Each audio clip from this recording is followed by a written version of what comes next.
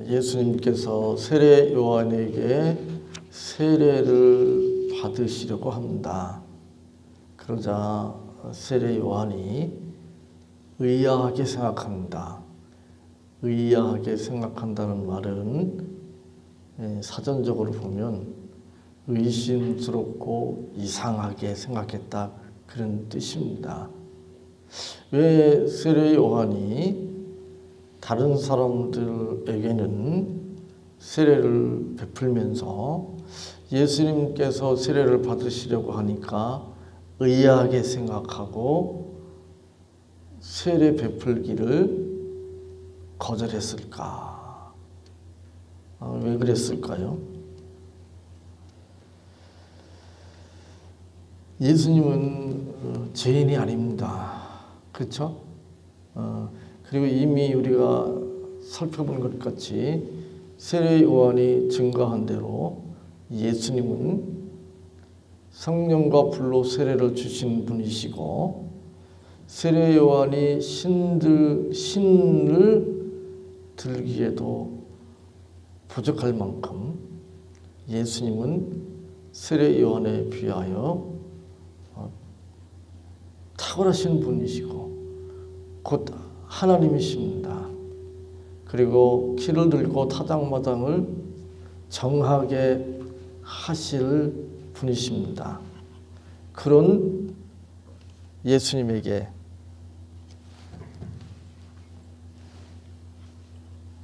세례 요한이 세례를 베푼다고 하는 것은 이건 있을 수 없는 일이라고 생각한 거죠. 세례 요한의 입장에서 보면 예수님께서 세례 요한에게 세례를 받으시려고 하는 것이 이해할 수 없는 일이었습니다. 그런데 예수님께서 이렇게 말씀하십니다. 마태복음 3장 15절 오늘 읽은 본문 15절 보면 예수께서 대답하여 이르시되 이제 허락하라. 우리가 이와 같이 하여 모든 의를 이루는 것이 합당하니라 하시니 이에 요한이 허락하는지라. 여기에 보면 죄가 없으신 예수님, 물로가 아니라 성령과 불로 세례를 주시는 분, 그리고 키를 들고 타작마당을 정하게 하시는 주님, 그분께서 세례를 받을 필요가 없음에도 불구하고 세례 요한에게 오셔서 세례를 받으시려고 하는 이유가, 목적이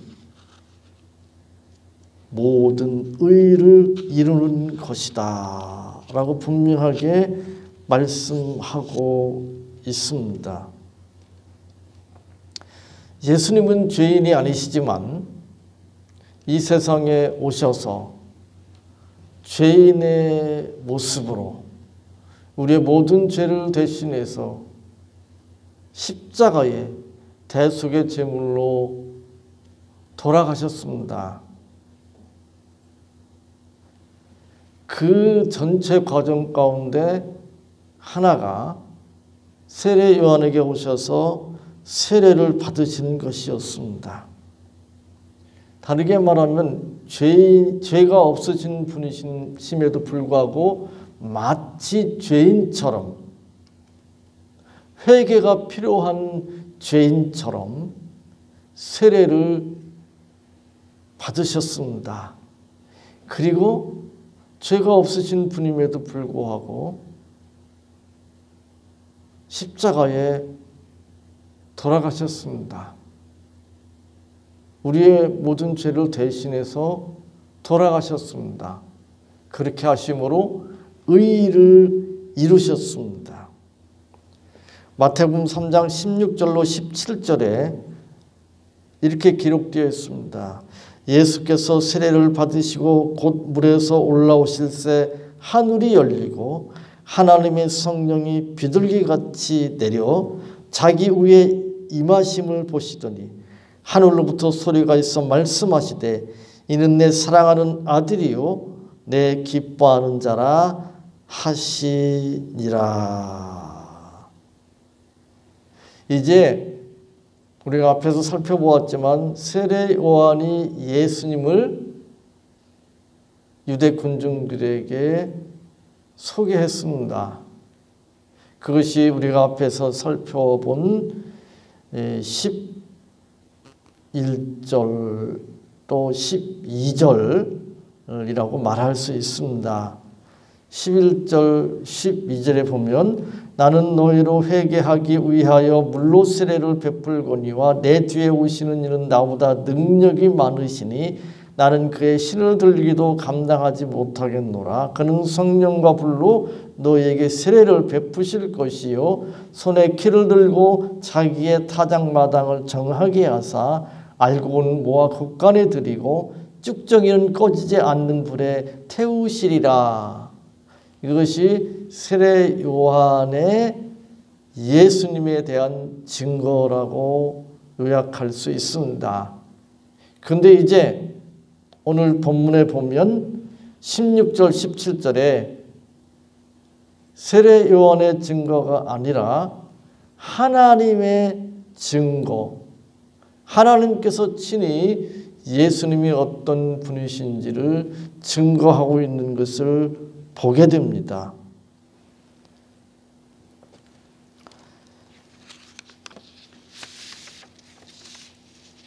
세례 요한이 소개한 대로 예수님은 성령과 불로 세례를 주시는 분이시고 손에 키를 들고 자기의 타작마당을 정하게 하사 알곡은 모아 곡간에 들이시고 쭉정이는 꺼지지 않는 불에 태우시는 구원과 심판의 주님이십니다. 뿐만 아니라 오늘 본문 16절 17절에 하나님께서 증거하신 대로 예수님은 하나님의 사랑하시는 아들이시고 기뻐하시는 자이십니다. 그리고 예수님께서 세례 요한에게 세례를 베풀라고 요구하시면서 말씀하신 대로 모든 의를 이루시는 분이십니다. 이제 우리는 이 의, 모든 의라고 기록되어 있는 이 의가 무엇인가에 대해서 좀 살펴볼 필요가 있습니다. 지난주에 살펴본 대로 세례 요한의 사역은 주님의 길을 예비하는 것, 준비하는 것, 다르게 말하면 주님의 길을 곧게 하는 것, 평탄케 하는 것이다. 그리고 그것은 구체적으로 무엇인가 하면 회개의 사역이다. 회개의 사역이다. 회개를 촉구하는 일이었다. 라고 살펴보았습니다. 근데 우리가 하나님 앞에서 정말 회개할 수 있는가? 회개라고 하는 것은 자기 중심의 삶에서 하나님 중심의 삶으로 자기가 주인인 삶에서 하나님이 내 삶의 주인인 삶으로 방향을 바꾸는 것이라고 했는데 그것이 인간의 의지로, 인간의 노력으로 가능한 것인가? 불가능하다고 말씀드렸습니다. 가능하다고 생각하는 사람들은 이 자기 자신을 인간이 어떤 존재인지를 잘 몰라서 하는 소리입니다. 그런데 회개하라니 말도 안 되는 소리 같잖아요. 그죠? 그러므로 그 회개의 메시지 옆에서 결국 그 회개의 참뜻을 안다면 또 인간의 어떤 존재인지를 안다면 어떻게 될 수밖에 없습니까? 절망할 수밖에 없습니다. 절망할 수밖에 없습니다. 그런데 회개하라 천국이 가까웠느니라. 다르게 말하면 회개하라. 왜냐하면 천국이 가까웠기 때문이다. 천국이 가까웠습니다. 천국이 임했습니다. 하나님의 나라가 임했습니다. 그러므로 회개가 가능한 것입니다. 다르게 말하면 회개에 대한 메시지를 들을 때 절망할 수밖에 없고 그래서 예수님께 나아올 수밖에 없습니다. 그리고 예수님을 통해서 참된 회개가 가능하다고 하는 사실입니다. 이제 세례 요한이 메시아이신 예수님의 길을 평탄케 하는, 곧게 하는 사역인 회개 사역과 이제 그 회개 사역을 통해서 이제 절망하고 그래서 예수님이 아니면 구원받을 수 없는 존재라는 것을 고백하지 않을 수 없고 그래서 예수님께 나아와서 이제 성령과 불로 세례를 받는 그래서 정케되는 그 의를 이루시기 위해서 예수님께서 이 세상에 오셨고 그래서 세례 요한에게 가셔서 세례를 받으셨습니다. 이 회개라고 하는 것은 일반적으로 보면 율법, 하나님께서 주신 율법을 기준으로 해서 판단할 수밖에 없습니다. 그것은 우리가 이미 앞에서 살펴본 것 같이 이 요한복음 3장 7절에 보면 요한이 많은 바리새인들과 사두개인들이 세례 베푸는 데로 오는 것을 보고 이르되 독사의 자식들아 누가 너희를 가리켜 임박한 진노를 피하라 하더냐 그러므로 회개에 합당한 열매를 맺고 속으로 아브라함이 우리 조상이라고 생각하지 말라. 내가 너에게 이르노니 하나님이 능히 이 돌들로도 아브라함의 자식이 되게 하시리라 라고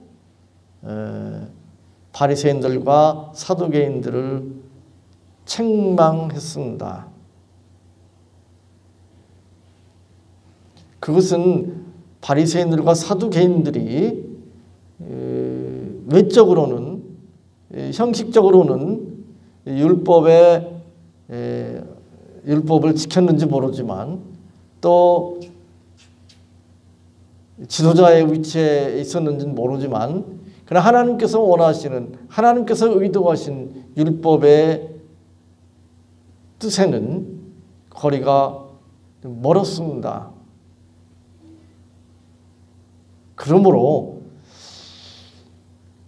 그들은 이 회개의 메시지 앞에서 당황할 수밖에 없었습니다. 그리고 이 회개 메시지가 무엇인가를 제대로 안다면 또 율법의 의도가 무엇인지를 제대로 안다면 절망하지 않을 수 없습니다. 그리고 예수님께로 나아오지 않을 수 없습니다. 그래서 율법을 성경은 예전에 번역해 보면 몽학 선생이다. 개역개정에는 초등학교 선생님, 초등교사 이런 식으로 이제 번역을 했는데 어째 되었든지 간에 율법이라고 하는 것은 예수님께로 인도하는 역할을 합니다. 회개를 촉구하는 것도 역시 예수님께로 인도하는 메시지이기도 합니다. 예수님께서 세례를 받으신 것 그리고 예수님께서 우리의 모든 죄를 대신해서 십자가에 돌아가신 그 모든 것을 통해서 하나님께서 우리에게 요구하시는 의를 이루셨습니다. 그리고 그 의가 우리에게 전가되었습니다. 에베소 4장 13절로 15절에 보면 이런 말씀이 있습니다. 우리가 다 하나님의 아들을 믿는 것과 아는 일에 하나가 되어 온전한 사람을 이루어 그리스도의 장성한 분량이 충만한 데까지 이르리니 이는 우리가 이제부터 어린아이가 되지 아니하여 사람의 속임수와 간사한 유혹에 빠져 온갖 교훈의 풍조에 밀려 요동하지 않게 하려 함이라. 오직 사랑 안에서 참된 것을 하여 범사에 그에게까지 자랄지라. 그는 머리니 곧 그리스도라 라고 말씀하고 있습니다.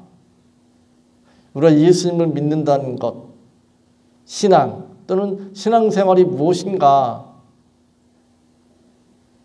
신앙생활에 대해서 너무 좀 어린아이 같은 그런 생각을 하는 성도들이 의외로 많습니다. 심지어 직분자들조차도 그런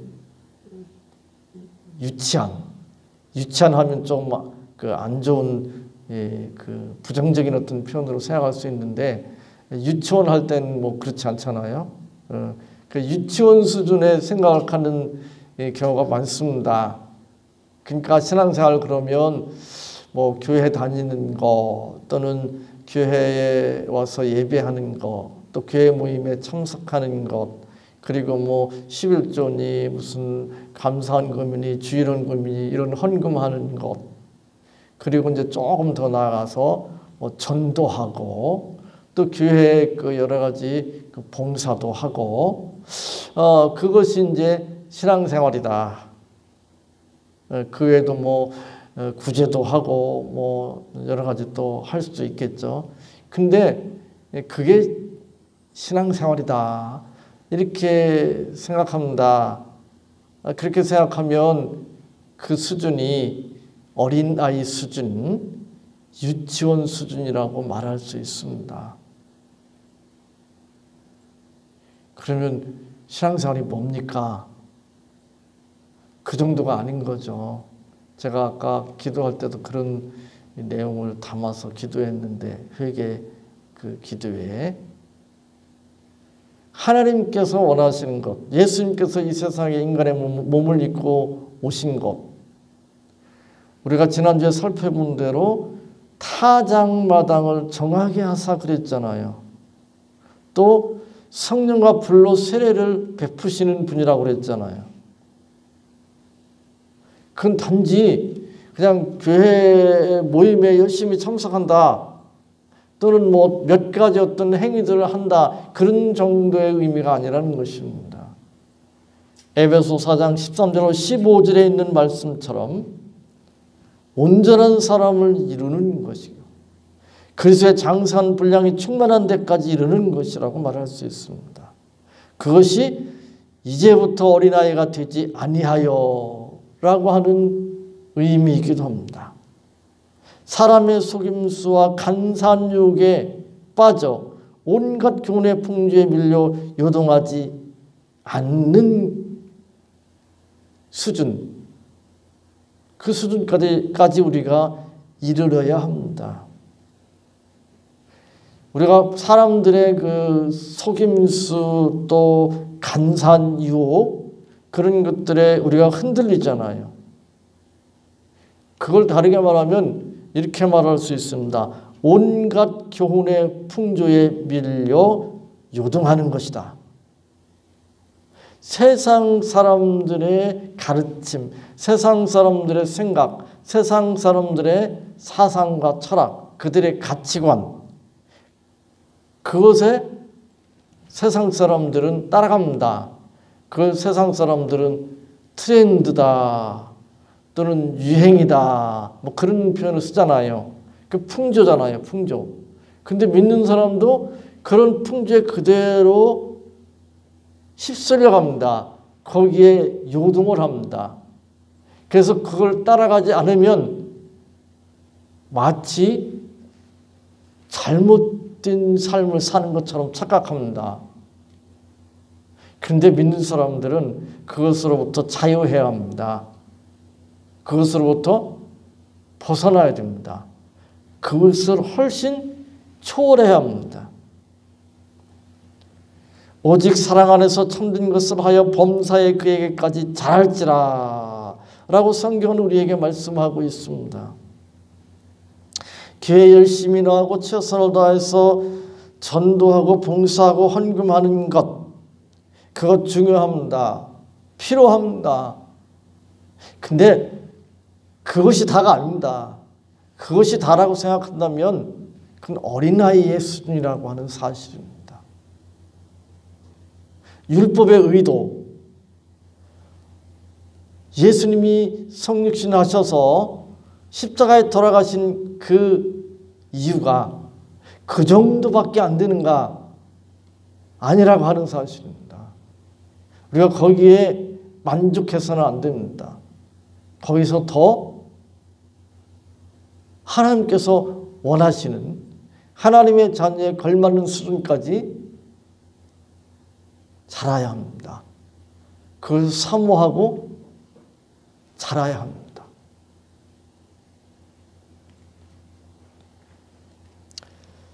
에베소 4장 13절로 15절의 가르침처럼 온전한 사람을 이루는 것, 그리스도의 장성한 분량이 충만한 데까지 이루는 것, 사람의 속임수와 간사한 욕에 빠져 온갖 교훈의 풍조에 밀려 요동하지 않는 수준에 이르는 것, 오직 사랑 안에서 참된 것을 하여 범사의 그리스도에까지 자라는 것, 그것이 예수님께서 십자가에 돌아가신 이유이고 목적이고 의도입니다.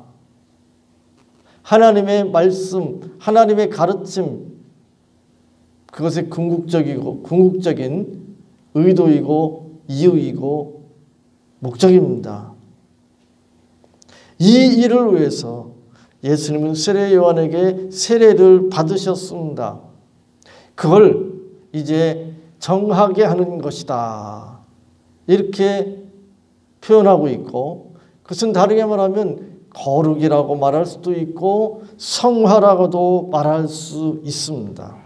하나님의 백성, 하나님의 자녀로서 그 존재에 걸맞는 수준의 신앙 인격을 갖춘 자로 변화시키시기 위해서 거룩하신 하나님의 자녀에 합당한 그런 거룩한 모습으로 우리를 이끄시기 위해서 예수님은 십자가에 돌아가셨습니다.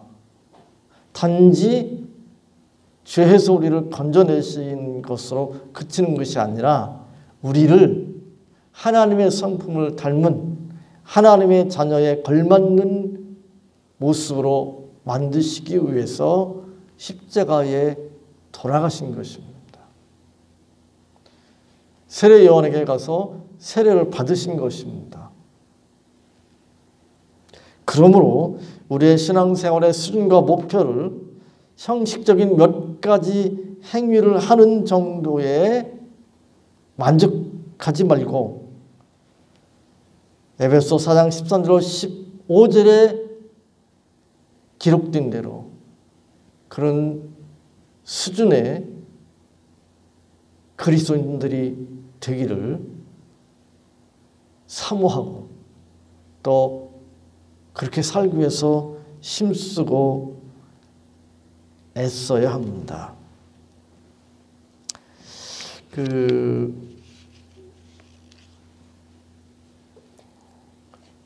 학생 시절에 이제 학교 다니는 걸 이렇게 보면 이 어리석은 과거에 우리의 어리석음을 돌아볼 수밖에 없는데, 이 선생님이 그 학생들을 가르치고 또 이 과제를 내고 그럴 때 이 어떤 생각을 하는가 하면 그 의도가 무엇인가를 좀 잘 생각해야 되는데, 그 의도는 생각하지 않고 형식적으로만 어떤 것을 이렇게 행하면 그것으로 다 된 것처럼 생각하잖아요. 그러니까 숙제를 내잖아요. 숙제를 내면 그 숙제 자체만 하면 되는 것으로 생각하잖아요. 그죠? 독후감 써라 하면 엄마가 대신 써주고 아버지가 대신 써주고, 문제 풀어오라고 그러면 전에 보면 그 산수, 수학 뭐 이런 데 보면 이 교과서에 문제가 있잖아요. 연습 문제. 근데 그 연습 문제 풀이와 답을 만들어서 참고서가 또 나오잖아요. 그럼 그거 참고서 사가지고 뺏겨가지고 묻는다.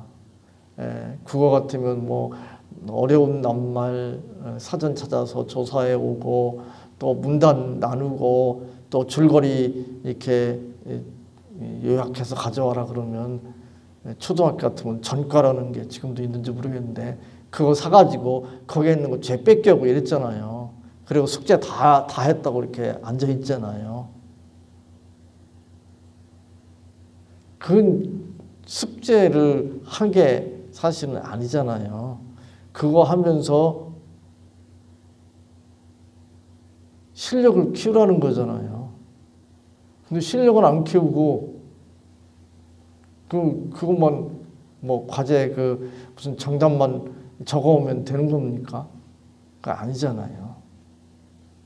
뭐 써오라는 거 써오기만 하면 되는 게 아니잖아요. 신앙생활은 그런 식으로 이제 하는 사람들이 많잖아요. 그렇게 공부한 학생들은 실력이 안 늘잖아요. 실력이 안 늘잖아요. 신앙생활도 그런 식으로 하면 신앙이 자라지 않잖아요. 성숙하지 않잖아요. 물론 그렇게 하는 것도 쉽지는 않습니다. 그렇죠? 전과 뺏겨오는 것도 쉽지는 않죠. 자기 엄마 아버지한테 뭐 부탁해가지고 졸라가지고 대신 독후감 써오는 것도 뭐 요즘은 보니까 독후감도 뭐 인터넷에 떠돌아다니니까 뭐 그거 뺏겨가지고 가지면 될지 모르겠지만 그것도 쉽지는 물론 않겠죠. 그러나 자기가 끙끙거리면서 정말 이 과제를 내준 선생님의 의도가 무엇인가 거기에 맞추어서 정말 실력을 향상시키려고 노력하는 것에 비하면 쉽죠. 사람들이 쉽게 공부한 학생들은 실력이 늘지 않잖아요. 쉽게 신앙생활하는 사람은 신앙이 성장하고 성숙하지 않잖아요. 우리 모두가 좀 진지한 자세를 가지고 하나님께서 원하시는 것이 무엇인가를 생각하고 예수님께서 왜 굳이 세례요한에게 가셔서 세례를 받으시고 예수님께서 굳이 이 땅에 오셔서 우리의 모든 죄를 대신 지시고 십자가에 돌아가셨을까? 그 의도가 무엇인가? 그 뜻이 무엇인가를 늘 생각하면서 하나님께서 원하시는 주님께서 원하시는 하나님의 자녀로서 주님의 제자로서 그에 걸맞는 그런 수준을 우리가 바라보고 사모하면서 그러한 수준까지 이르도록 우리 모두가 힘쓰고 애쓰는 복진 성도들 다 되시기를 바랍니다. 하나님 감사합니다. 저희들 긍휼히 여겨 주옵소서. 저희들 도와주시옵소서. 저희들의 신앙생활이 형식에 그치지 않게 하여 주옵소서. 생각 없이 다니고 모이고 그것으로 다진 것으로 만족하지 않도록 긍휼히 여겨 주시옵소서. 하나님의 자녀로서 그에 걸맞는 거룩한 삶을 사모하고 추구하며 하나님 앞에 인정받는 하나님께서 기뻐하시는 자녀로서의 삶을 살아갈 수 있도록 늘 저희들을 도와주시고 인도해 주옵소서. 예수님의 이름으로 기도하옵나이다. 아멘.